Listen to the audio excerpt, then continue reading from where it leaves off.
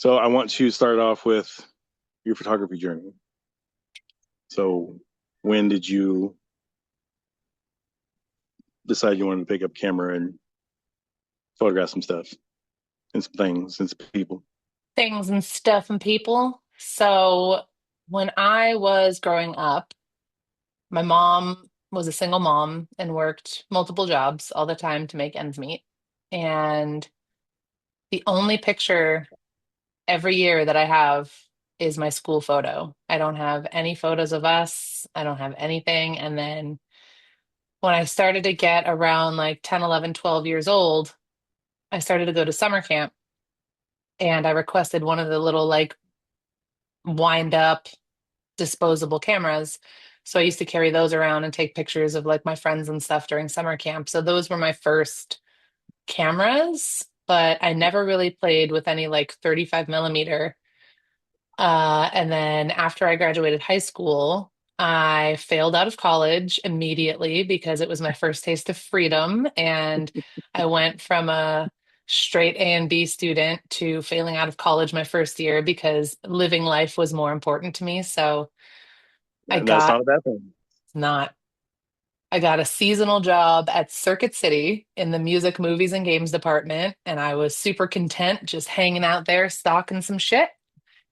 And per usual, the universe doesn't let me stay where I can expand. So there was a lot of people who thought that I would be good at the customer service desk. So I went there, and then they thought that I would be really good at being the operations manager. So in the first year that I worked in that environment, I became the second highest paid manager in the building and the youngest operations manager in Circuit City history.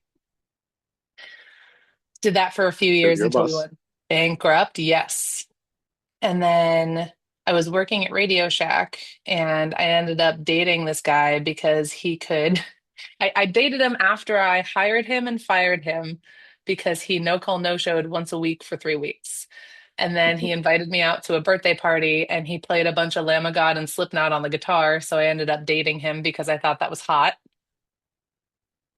And he worked at a restaurant down the road and the owner would come in and get like odds and ends and ended up asking if I could help them during like holiday Christmas hours. So I went and he immediately took me under his wing and taught me everything he knew about the restaurant industry, how to bartend, how to serve, how to run the entire front end of the restaurant myself.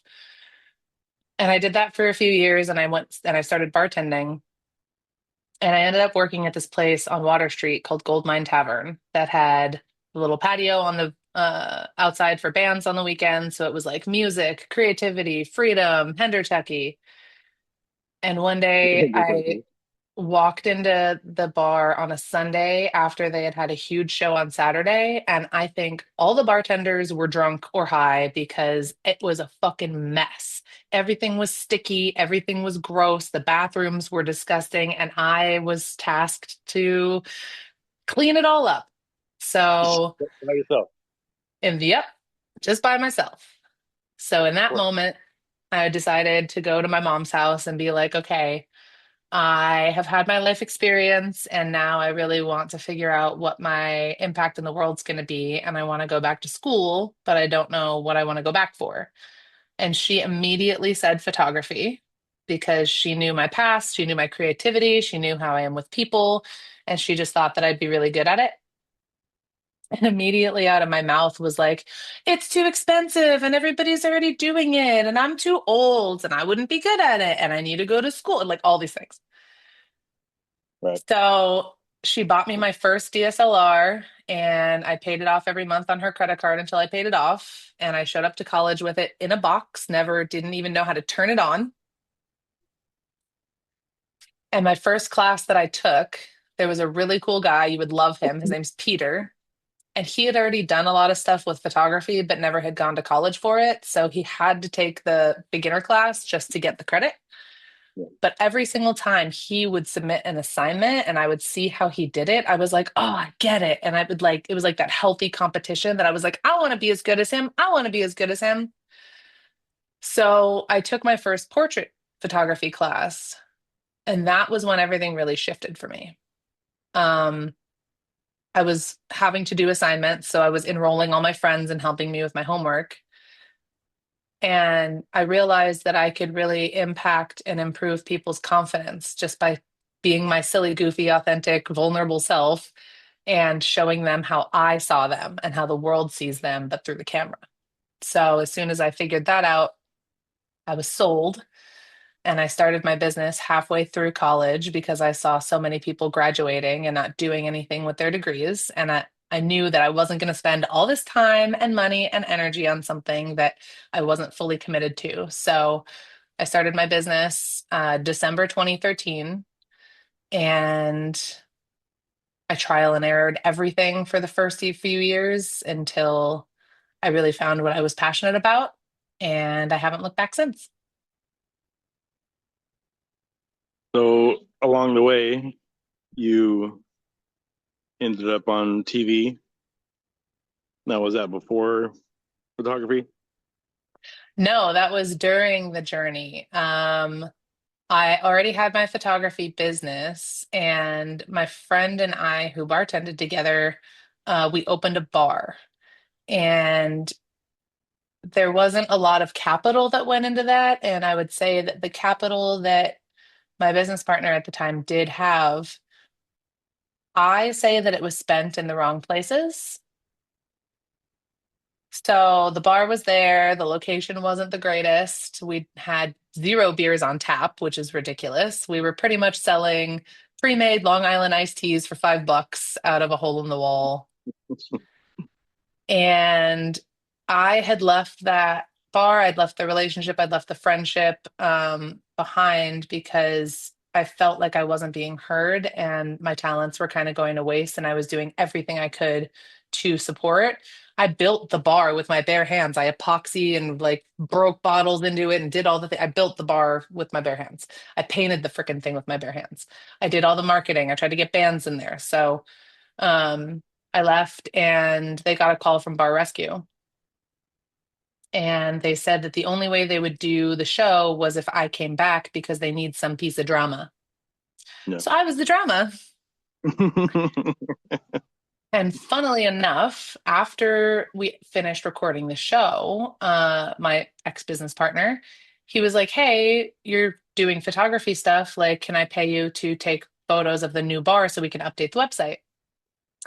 So I had this really cool idea and I shared it with him about doing kind of like composited photography to make it look really edgy and like get like all the highlights, midtones, and shadows in like compressed into one photo. So I did a bunch on a tripod and I like spent hours in Photoshop like masking and brushing things together to make these really cool looking kind of like artsier looking photographs. And I sent him the invoice for like a drastically discounted rate because I wanted to give him a good deal as a friend. And I kept him involved in the process the whole time. And even at that deeply discounted rate, he said, nobody would ever pay me that much for photographs. Hmm. So I walked away, and now every single time I get a client who pays me that or more than that happily, it's kind of a little bit of a good fuck you to him Yeah. for not believing in how awesome I am. And also, I know it was a projection of his belief in himself. Like he didn't believe that he could do something like that. So I hear that, and also I choose not to be a part of people's lives who treat me that way. There's no reason for it. And, as we do know, we have met many incredible people over the years, including each other. And it makes a world of difference when you meet people who you just know, yes, this person belongs in my life for every reason. And and it doesn't hurt to have acquaintances and loose friends along the way and everything, but like when you have people that you think you're close to and then you find out who they really are or how they are going to react or be towards you when stuff gets hard or if there's a challenge, and it's like, so you don't belong in my life. And that's fine, like they did for that time that they were there, and whether it's a lesson or whatever the case may be, coming out on the other side, um, removing negativity especially people, negative people. Um, always helps. It may not feel good in the moment, it might suck, it might hurt, and whatever, blah blah blah. But like, just like with a relationship with someone, like same thing. You know that it's going to be good for you to walk away, and Hmm. that's kind of what it was for me in Vegas. It was like, I love you, you're my home. I just don't feel it anymore, so I left. Gotta move on. And now I have a beautiful television episode to remind me if I ever think that it was a poor decision. Right, and it's interesting that the timing of it in your life.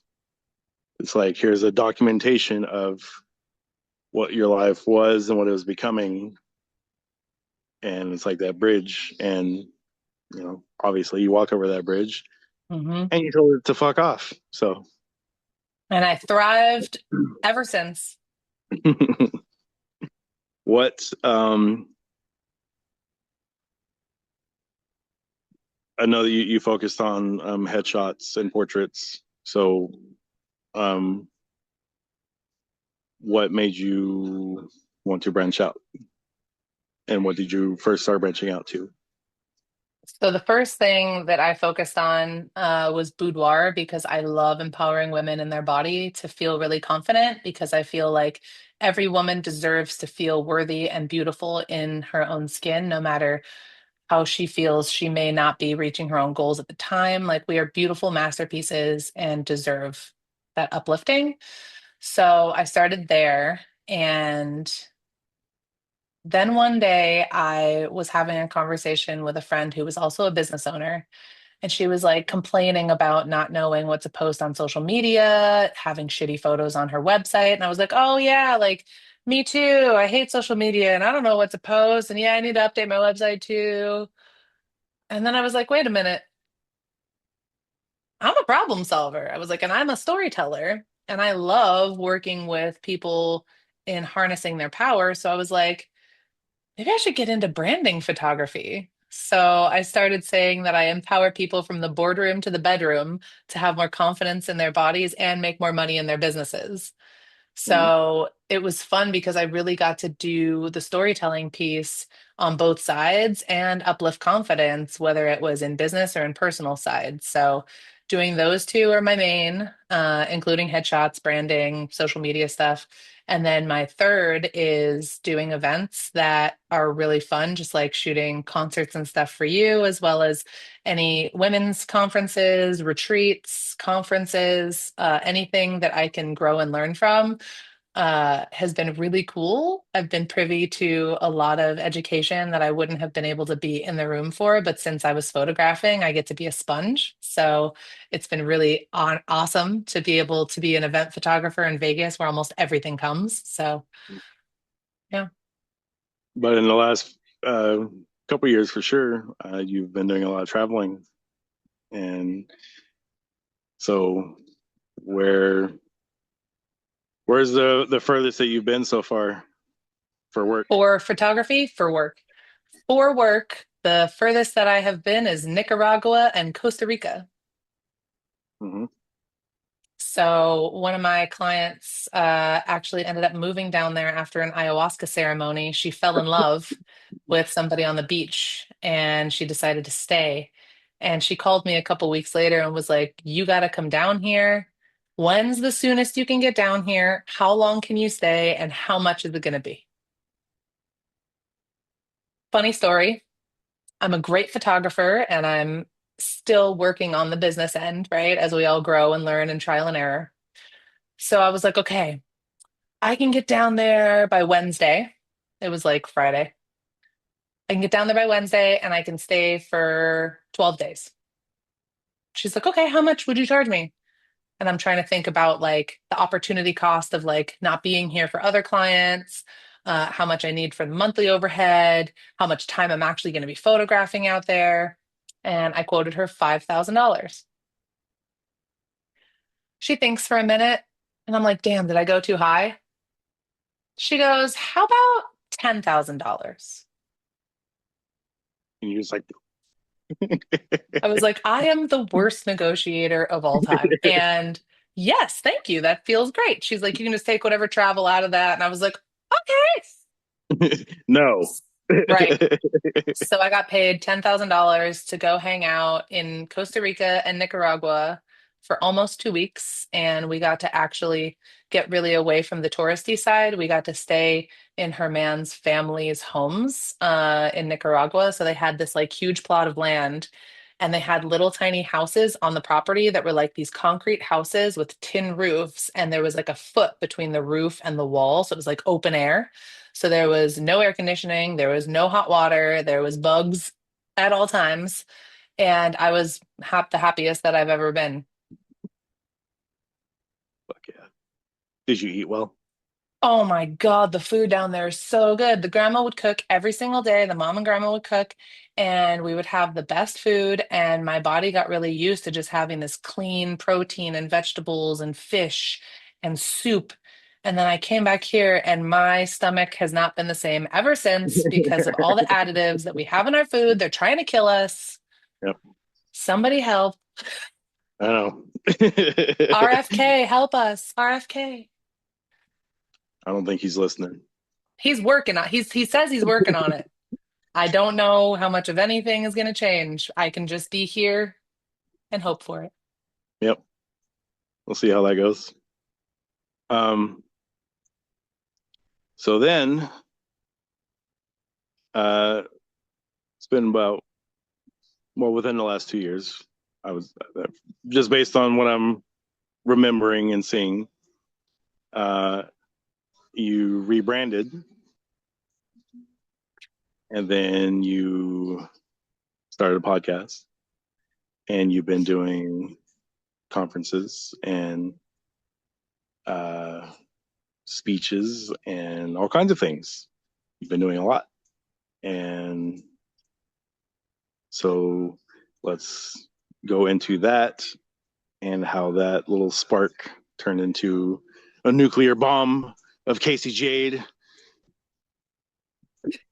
just blowing her fucking positivity on everybody. Yes, screaming from the rooftops.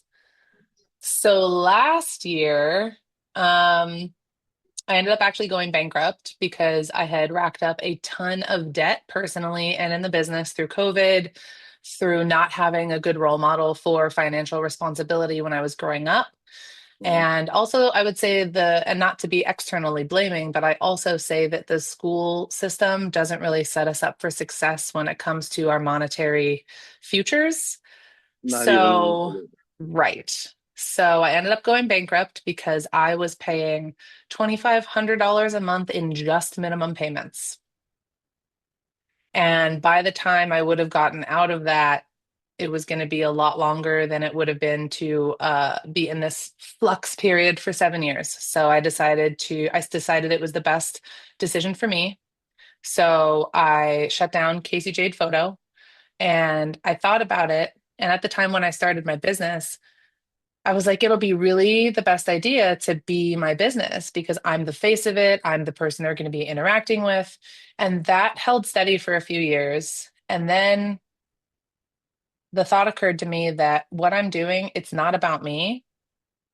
It's about the impact that I'm going to have in our community, in society, in the world. So I decided to name my new company Highest Self Studios, LLC, so that everything that I do fits under helping people actualize their highest self, feel supported in that, feel seen, and really make the most out of the time that we have on this planet. So I named it that, and then I was realizing that I wanted to have this impact in people's confidence.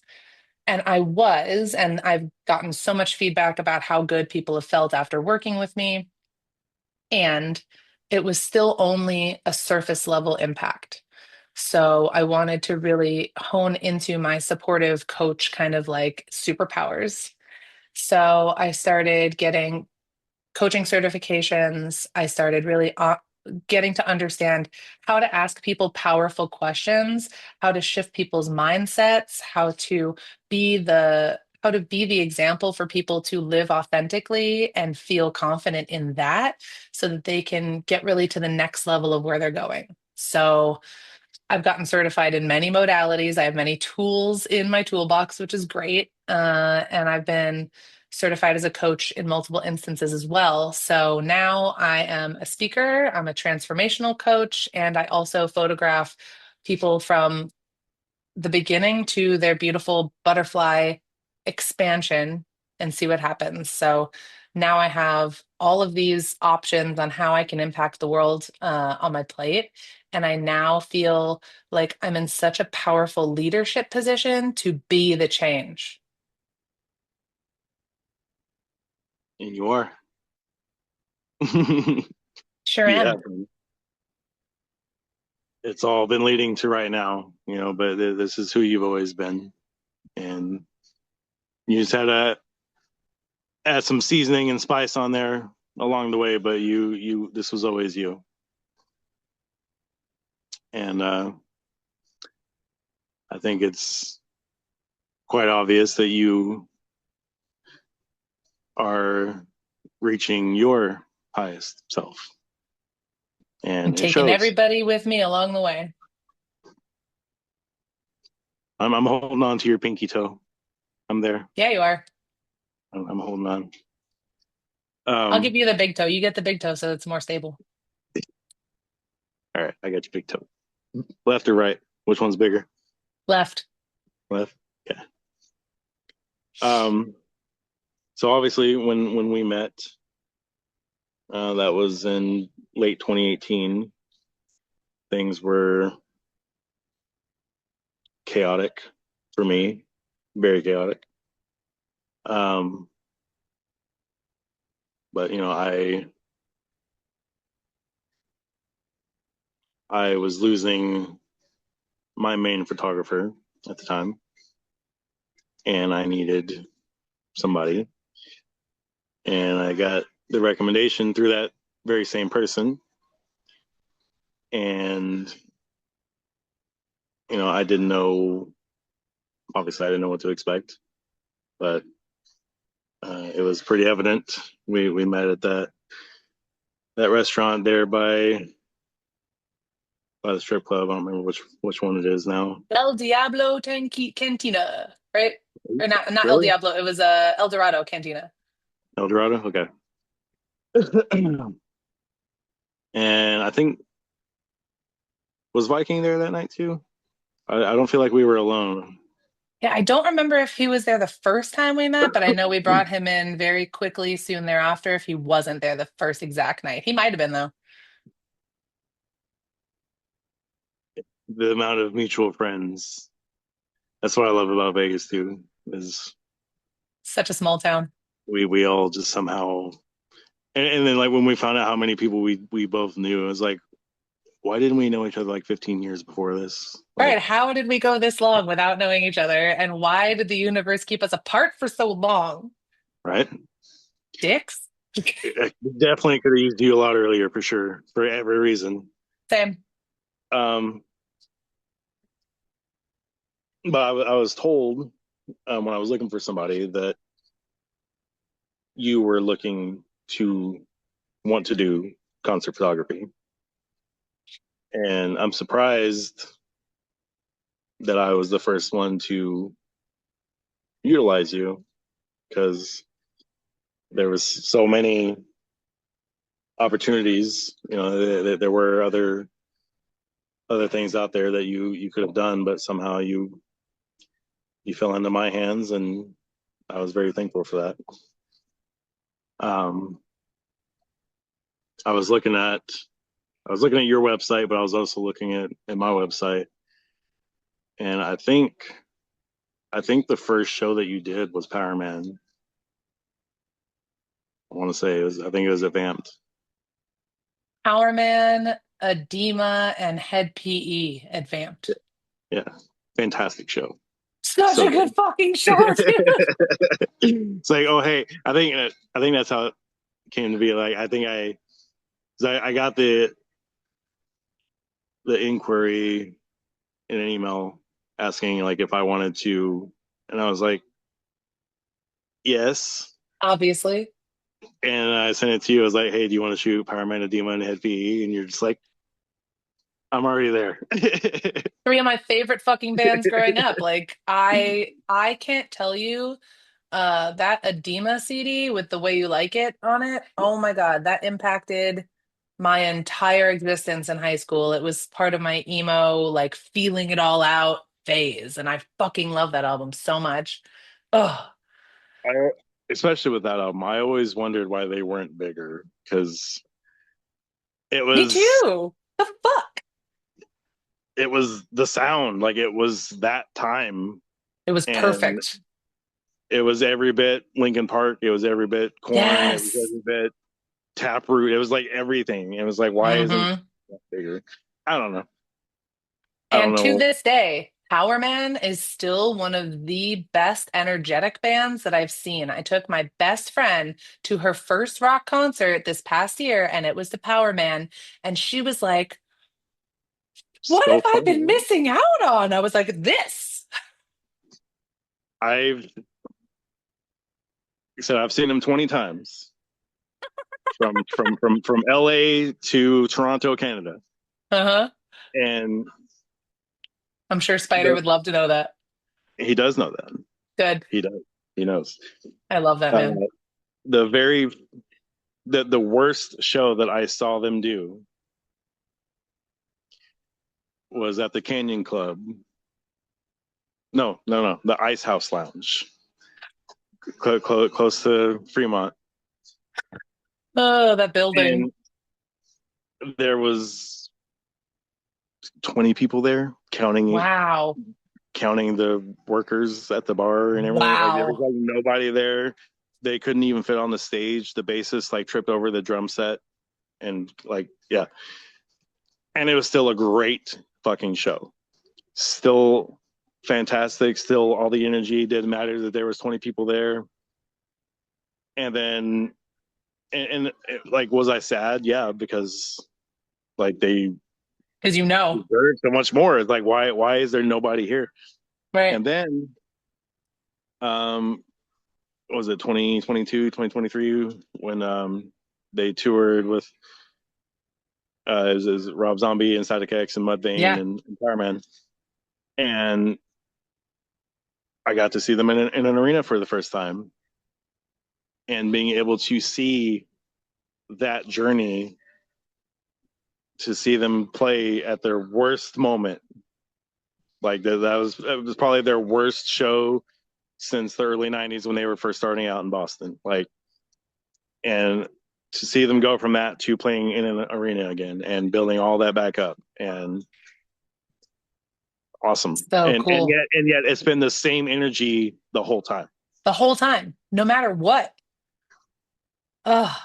I like when people ask like, why have you seen him so many times? Like because every time it's been fucking awesome. Like it's I just would never not. fun. If they are coming, I will fucking be there because I know it's going to be a great time. I don't give a fuck how many times I've seen them or heard the same songs over and over again. I don't give a fuck. I will fucking be there It's screaming my head off and dancing my ass off. just fun.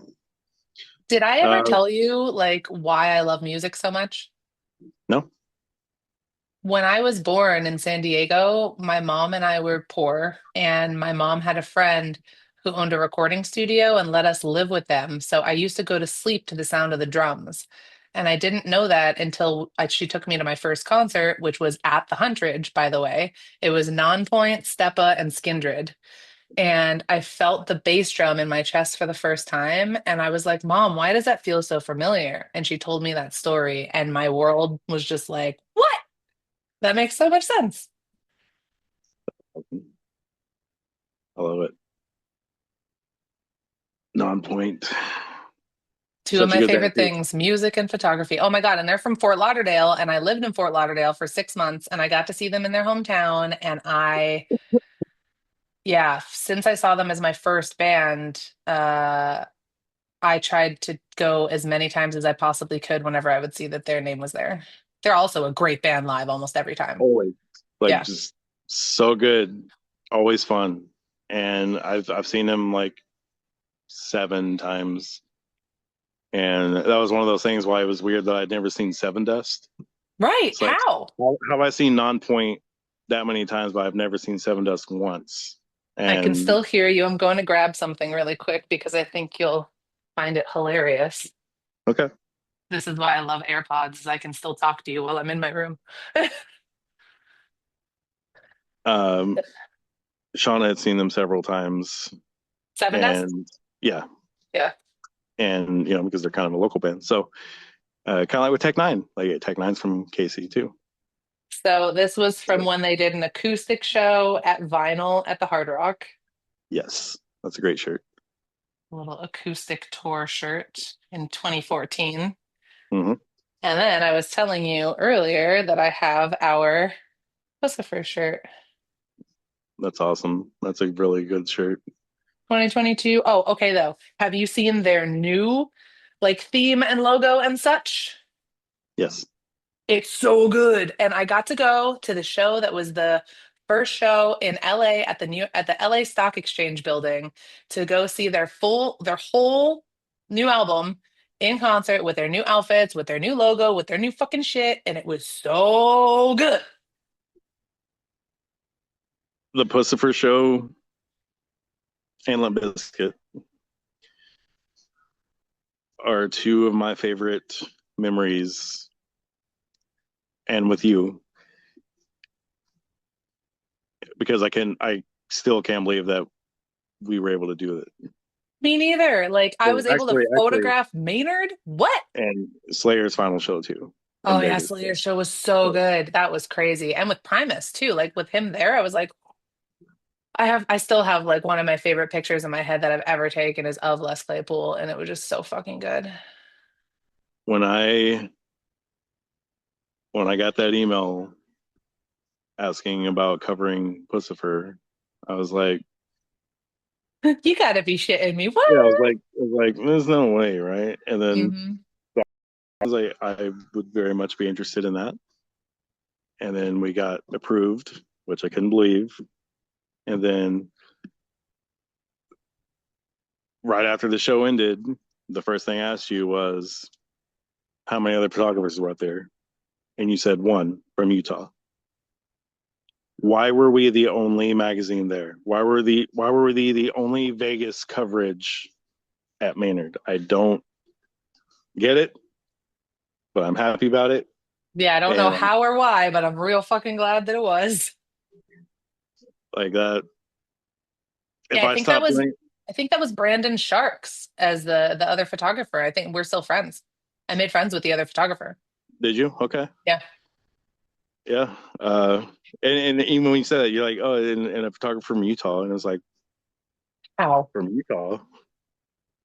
Out of It's all like the other shows that we've shot together with the hordes of photographers in the fucking pit, I'm like, how am I the only one here right now? that And was at the one of Smith those. Center. Wow. That was a What cool cool place, venue. Oh, very cool place. Um, the only show I wish that we would have gotten to shoot is Deftones at the Cosmopolitan. mm, I know. That's the Live one that really Nation, just, ugh. Live Nation is the reason why I have a hard time getting into the bigger stuff. Right. Like I was able to do Megadeth, Lamb of God, Trivium, and In Flames at the Michelob Ultra Arena, Hmm. which I was like, I can't believe I'm getting into this. Um, and the Slayer show again, couldn't believe I was getting into it. But I haven't been able to do Allegiant Stadium. That's like one of the few places I haven't done there, and we haven't covered a show at T-Mobile.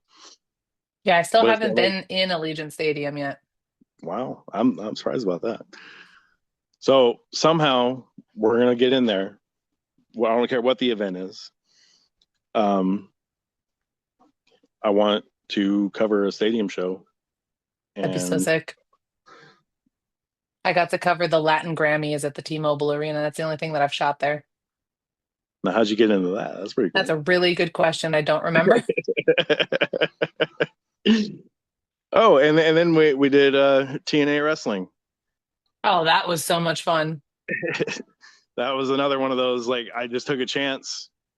I emailed their uh their PR guy, and he's like, yeah, come and do No, the pay-per-view and it three of the wasn't tapings. TNA, it was the other one.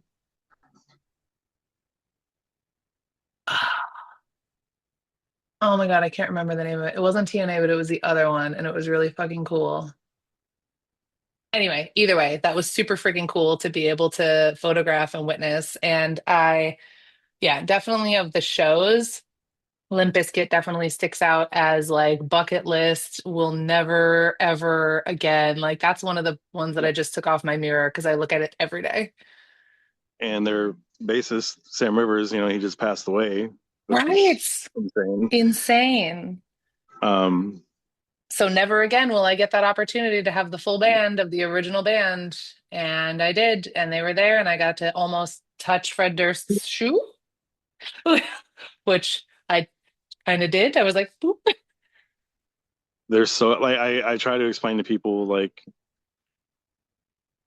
because I've seen Limp Bizkit twice and both times like it helps, yes, if you're a big fan, but even if you're not, even if you just only like a couple songs, like seeing them live, they're so good. So They're fucking good. so The good live. energy, the energy. And yeah, because there are studio bands and there are live bands. Some can be Mhm. both, some are only one or the other. And Limp Bizkit puts on a fucking hell of a show, as referenced in Woodstock 99.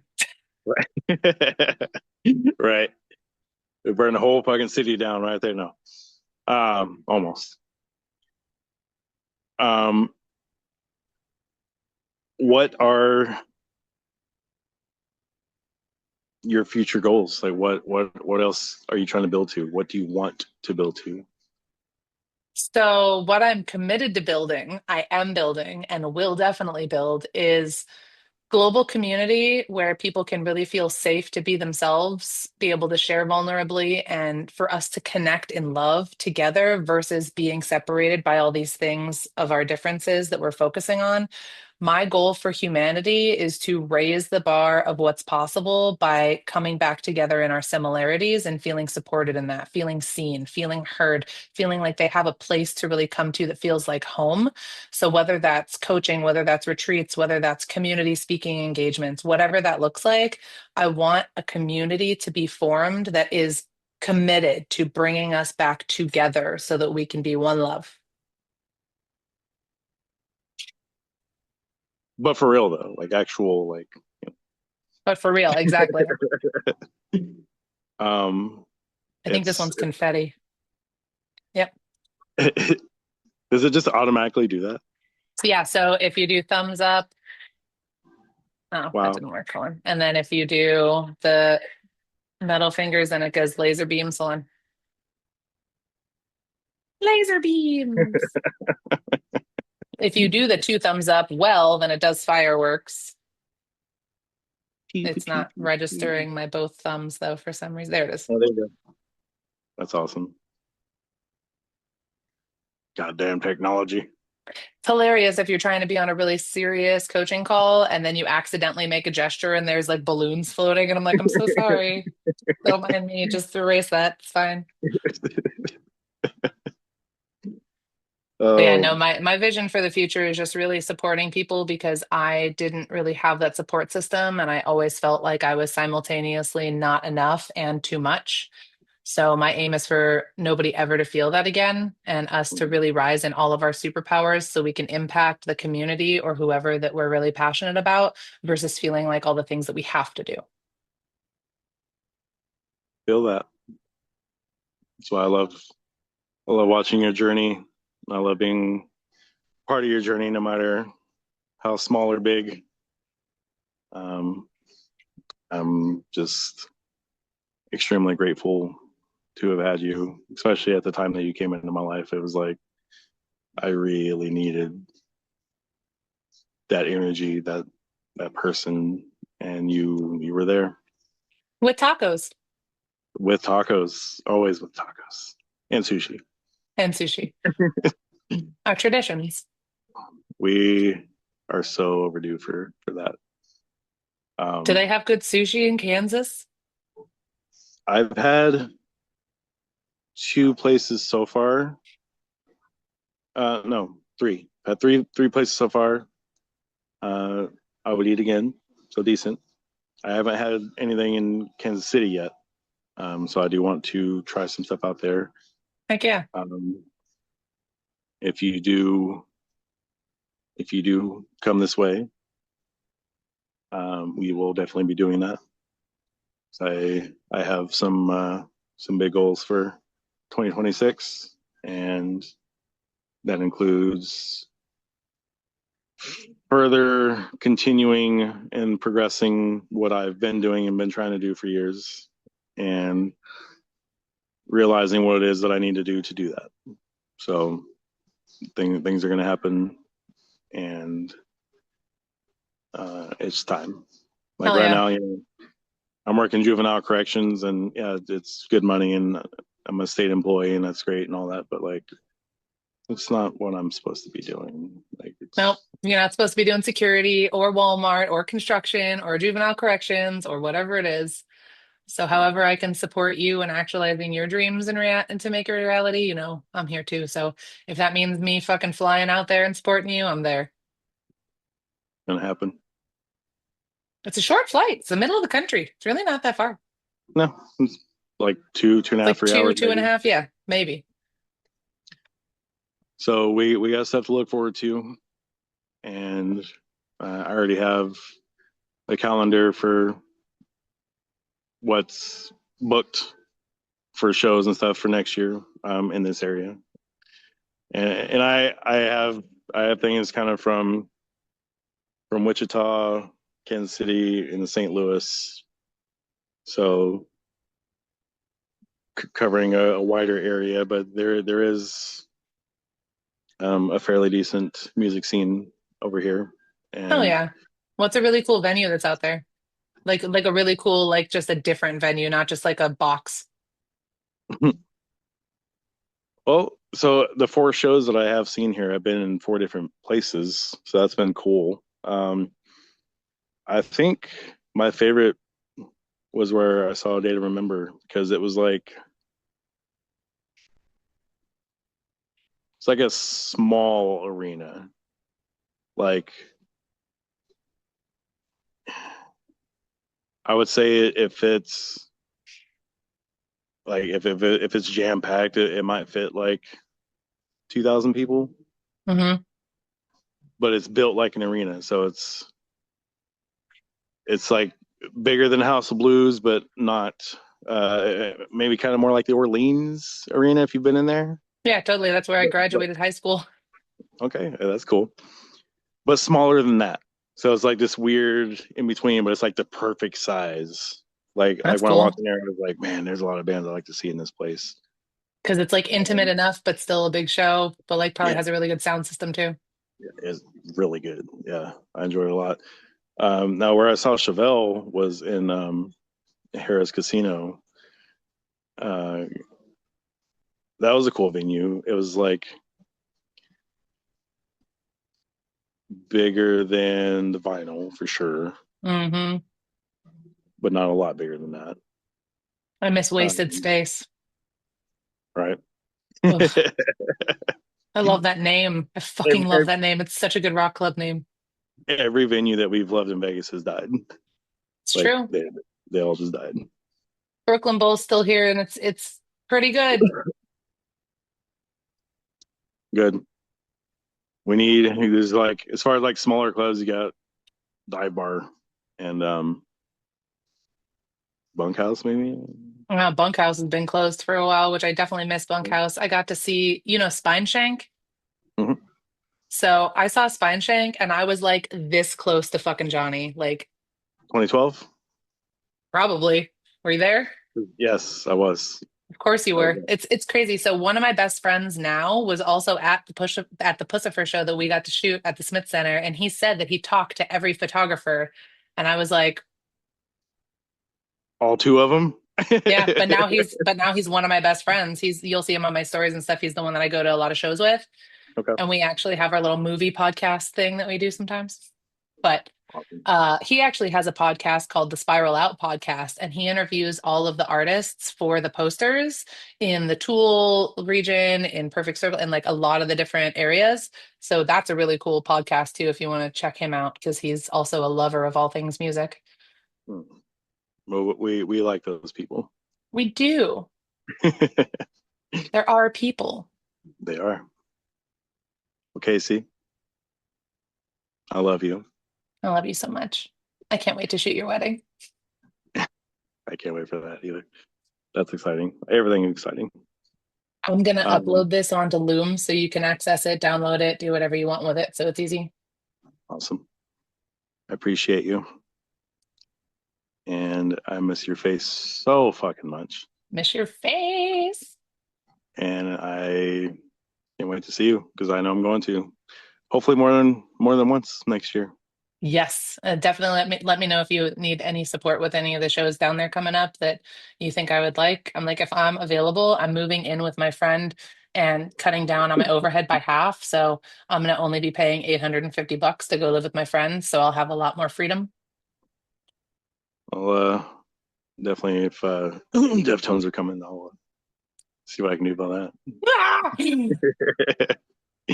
Dia de los um, Deftones was fucking insane, dude. Like the crowd at the end was I've never seen. They had one rap act, which was I can't remember the name. But it was crazy because like they had to keep breaking stuff up in the crowd, like during the rap number.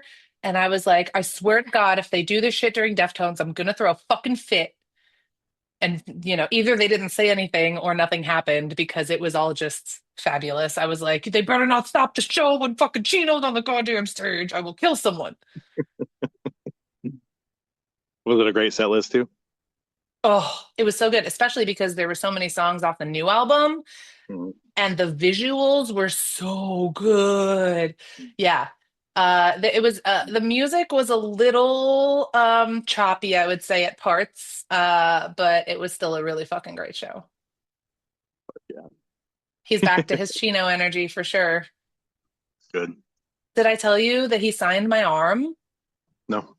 So me and Chris went to the Crosses show in San Diego last December, and he's a person that stays after to get shit signed and like he just makes things happen. And without him, I never would have had this fucking experience. It was great. We waited, and I actually made friends with the lady security guard over by the front where people were kind of waiting by the tour buses for people to like get out. And she was like listening on the radio, and she was like, "Go over there right now." I was like, she's Right like, now. but do it incognito so people don't fucking run over there. And I was like, yes, ma'am. Thank you. Love you. And I was just like, all right, I gotta pee. We went over there and I'll send you the video, but both the guys, Sean and Chino came out and Chino was signing everybody's shit. And at the end, like with the girl that I had made friends with that was from Henderson, funny enough, she had a Chino signature right here that she got tattooed. And I was like, I want that shit. So she's like, go have him sign your fucking shit. But it was like at the end and he was tired, I think. So he just kind of scribbled on my arm. So it didn't even read as Chino. So I didn't do anything with it, but he touched my arm. That's good. So you had another orgasm then. I had like 12 at the same time. It was like the biggest one I've ever had in my entire life. It was crazy. It was great. I'm gonna send you the picture. I can't wait to see So fucking it. good. Okay, go back to your love. I love you. I'll upload this right now. Yeah, I love you so much. I love you. I'll see you soon. Please. Okay. Okay. Mm. Bye, babies. Bye.